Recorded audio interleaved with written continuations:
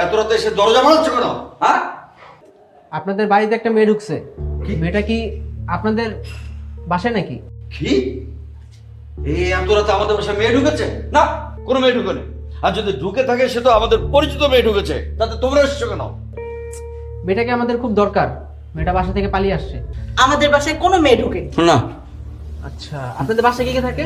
কে কে থাকে মানে? আরে কি বই ঢুকেনি, শুনলে তো? শোনো, এই আর কোনোদিন এই কোনো ভদ্রলোকের বাড়িতে গিয়ে দরজায় টাক টাক টাক টাক করে আওয়াজ করবে না, বুঝেছো? ডাকাতের মতো। আর শোনো, আমরাও তো পালিয়ে বিয়ে করেছি, কই আমরা তো অন্যের বাড়িতে গিয়ে চেঁচামেচি করছি না। হ্যাঁ বাবা থামো, ওরা সবাই চলে গেছে, এখন আর কোনো চিন্তা নেই। তুমি যাও বসো। আচ্ছা, তোমার নাম কি?